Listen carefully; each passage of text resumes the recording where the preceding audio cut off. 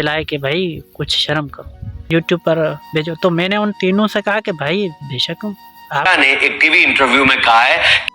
बिस्मिल्लाहिर्रहमानिर्रहीम, अस्सलाम वालेकुम। आज दोस्तों, तो सबसे पहले हम आज बात शुरुआत करते हैं तो मौसमियाती तब्दीली के हिसाब से जो अज़रबैजान के शहर बाकू में कॉन्फ्रेंस भी हो रहे हैं, जिसमें आलमी रहनुमा और आलमी माहिरीन भी इकट्ठे हुए हैं। तो आज छोटी सी बात मैं आपको इस बारे में ये बताता हूँ। ये जो आप देख रहे हैं ना, मेरे इस साइड में, जो मेरी बैक साइड में जो है, हम इन्हें सर कहते हैं। अभी ये निखर चुके हैं। इनमें जो ये तो निशानी होती थी ये सर्दियों की। तो तकरीबन अब ये आप मेरी बैक साइड में देख रहे हैं, मैं आपको दिखा रहा हूँ। इन्हें निखरते हुए 20 से 25 दिन तकरीबन होने वाले हैं। तकरीबन अगर 25 दिन ना भी हुए तो 15 से 20 दिन ज़रूर हुए हैं इन्हें निखरते हुए। लेकिन आज भी जो है मैं इन दरख्त की छाँव में खड़ा हुआ हूँ, क्योंकि अगर मैं बाहर धूप में खड़ा होता हूँ तो गर्मी होती है, बहुत धूप है। लेकिन कहने की बात ये है कि मौसमियाती तब्दीली जो माहौलियाती तबाही की वजह से आई है, और ये इनका एक जीता जागता हुआ सबूत है कि 20 से 20 दिन इन्हें निखरते हुए हो गए, लेकिन आज भी सर्दियां नहीं आई हैं। यही वो सर है जिनके निखरने पर आज से कई सदियों पहले सिंध के एक बुजुर्ग शायर शाह अब्दुल लतीफ़ भिटाई ने कहा था कि सर निसरिया पांद उतर लगा आओ प्रीम तो कारण कांद सैसी सुखाऊं कयूं। ये जो बैत शाह लतीफ़ ने कहा था, शाह लतीफ़ ने ये बैत था उन मछुआरों के लिए जो जाते थे समुद्र में अपनी जो है जाल लेकर, अपने होड़े और जो बेड़े लेकर मछलियाँ पकड़ने के लिए। फिर वो वापस आते थे इन मौसम में जब सर्दियां शुरू हो जाती थी। और भिटाई कहता है कि सर निसरिया पांद, मतलब ये सर मैंने आपको दिखाए, मैं आपको फिर से दिखा रहा हूँ। ये निखर गए हैं। जो है उत्तर की हवाएं जो साइबेरिया की तरफ से सिंध में ठंडी हवाएं आती थी, जो सर्दी का संदेश मतलब सर्दियां लेकर आती थी, तो वो लगना शुरू हो गई है। ने तेरी खातिर, उसकी जो पत्नी है वो कह रही है, जो मछुआरा है जो समुद्र में गया है जो वापसी के लिए, जो उसकी पत्नी कह रही है कि मैंने तेरे लिए कांद का मतलब है कि मेरे पति, मेरे घर वाले, मैंने तेरे लिए सही सी मतलब सैकड़ों सौ जो है सुखाएं की, मतलब जो होती हैं, जो लोग कहते हैं भाई मैंने मन्नत मानी, तो कहता है कि मैंने तेरे, वो घर वाली कहती है उसकी के मछुआरे की कि मैंने तेरे लिए 100 मन्नतें की कि अब तू वापस आ जा, क्योंकि अब सर निखर गए हैं, अब ठंडी हवा भी लगना शुरू हो गई है। अच्छा, तो आज जो मौसमियाती तब्दीली के हिसाब से जो माहौलियाती तबाही है, तो उस हिसाब से जो आलमी कॉन्फ्रेंस भी हुई, तो मैंने आपको ये बात भी जो है इसकी वजह से जो मैंने आज आपको ये, क्योंकि हमारे यहाँ पर भी जो है ना बहुत सारे जो बड़े हैं वो इस बात को बताते हैं कि भाई जब ये सर निखर जाते थे तो बहुत सर्दियाँ शुरू हो जाती थी, तब सिंध में जो है ना ये सीज़न ख़त्म हो जाती थी एक कपास और मिर्च की, तब ये मेले भी लगते थे जो दरगाहों पर। तो ये मौसम होता था सर्दियों का, लोग रात को आग जलाते थे, फिर वहाँ पर लोग बैठते थे, कचहरियाँ भी होती थी। लेकिन अब वो मौसम नहीं रही। मौसमियाती तब्दीली की वजह से आज भी गर्मी है। ये 15 से 20 दिन तो तकरीबन हो गए हैं इनने निखरते हुए, उसके बावजूद भी मौसमियाती तब्दीली के हिसाब से जो मैंने आपको ये छोटी सी एक बात बताई थी, क्योंकि ये एक जीता जागता सबूत है कि माहौलियाती तबाही की वजह से जो मौसमियाती तब्दीलियाँ आई हैं और उनके असरात हम पर भी पड़े हैं। मैं ये बात करता हूँ कि भाई जो सोशल मीडिया पर जितने झूठ फैलते हैं तो कोशिश करें आप उन झूठ से बचें। तो एक वीडियो मुझे फिर से मेरी नज़र से गुजरी, तो मैं छोटी सी वीडियो वहाँ लगाता हूँ, आप सुनना, उसका स्क्रीनशॉट लगाता हूँ, क्योंकि अगर वीडियो थोड़ी सी बड़ी चल जाए तो फिर कॉपीराइट आ जाता है यूट्यूब में, आपको भी पता है। तो कहने की बात यह है कि ये वीडियो है इस वीडियो में ये शख्स कह रहा है कि कमरुल तमा कायरा जो है, जो पीपल्स पार्टी के रहनुमा के हैं, पंजाब के हैं, तो वो कह रहा है कि भाई हमने तो अमेरिका को हमेशा एब्सोल्युटली यस कहा है, एब्सोल्युटली यस ही कहते हैं, हमारी तो हिम्मत ही नहीं कि हम अमेरिका को कहें कि एब्सोल्युटली नॉट। लेकिन खान साहब वो पहला बंदा है, खान साहब वो पहला शख्स है जिसने कहा एब्सोल्युटली नॉट। उसने कहा था कि खान साहब ने एब्सोल्युटली नॉट कहा।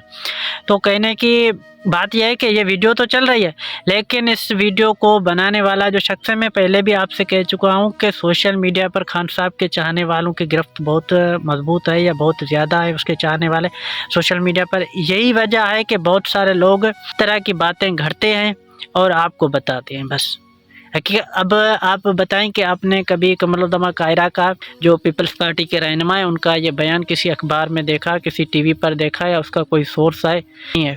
लेकिन उस शख्स ने सिर्फ जो तहरीक इंसाफ के आम वर्कर है, बेचारा जो आम वर्कर है, उससे बस व्यूज़ लेने के चक्कर में, खुद को मशहूर करने के चक्कर में, क्योंकि मैं तो ये बात पहले भी कह चुका हूँ, बहुत सारे यूट्यूबर्स हैं ना, वो उनको तो पैसा मिलता है ना, ये तो बात आप भी जानते हैं। मैं ये बात पहले भी कह चुका हूँ कि भाई देखें, आप सारे लोग बाहर बैठे हुए हैं जो यूट्यूब पर आते हैं, इस तरह की बातें करते, बाहर बैठे हुए थे। भाई कमरुद्दीन कायरा ने ये कह दिया, उस बंदे ने तो बस ये थोड़ी सी एक वीडियो बना ली, एक वीडियो बनाकर उसने तो ठीक है अपलोड कर दी। अब देखने वाला आम बंदा तो है, वो तो कहेगा वाह वाह वाह वाह वाह वाह खान। भाई मैं पहले से भी ये कहता हूँ कि मुझे ये बात नहीं है कि आप आप जिस पार्टी को चाहें उसको जो है और उसकी जो हिमायत करें, आपका ये हक बनता है। आप जिसको चाहें, जिसकी चाहें उसकी हिमायत करें, यह आपका हक बनता है। आप नून लीग को करें या आप खान साहब को करें, यह आपका हक बनता है,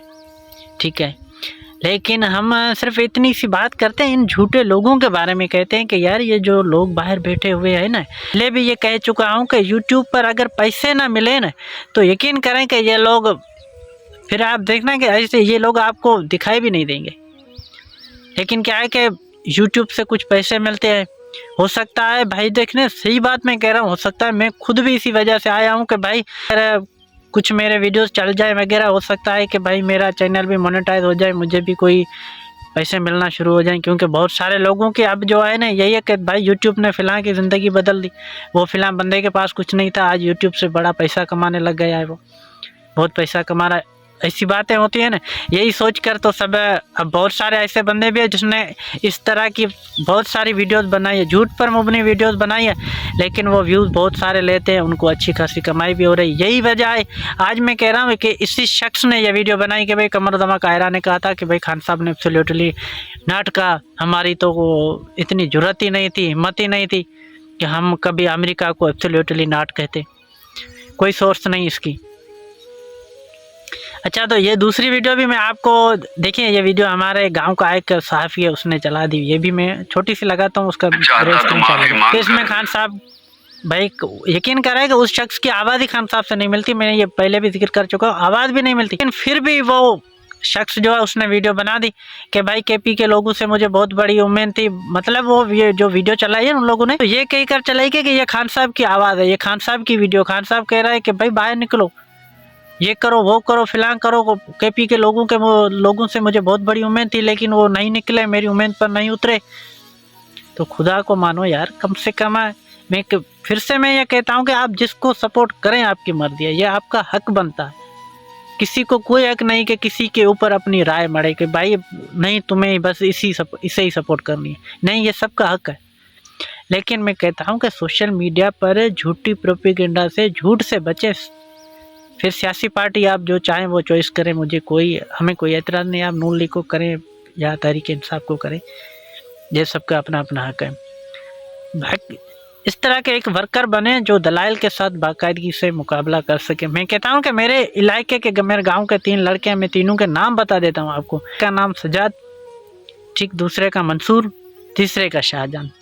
ये तीनों लड़के, तीनों ने मुझे कहा कि भाई हम खान साहब के आशिक हैं, हमारे ये जो है वीडियो बनाओ, यूट्यूब पर भेजो। तो मैंने उन तीनों से कहा कि भाई बेशक आप किसको भी सपोर्ट करते हैं, मैं तो कहता हूँ मुझे किसी सियासी पार्टी से किसी से कोई लेना देना नहीं होता। मैं तो सिर्फ यह कहता हूँ कि सोशल मीडिया पर जितने ये लोग झूठे बैठे हुए हैं, जो व्यूज़ के चक्कर में झूठ फैलाते हैं, बस इनको थोड़ा सा ना बंदा किसी के सामने जाहिर कर दे कि भाई कुछ तो शर्म करो, कुछ हया करो। पैसों के चक्कर में, व्यूज़ के चक्कर में एक सियासी इंतशार फैला रहे हैं।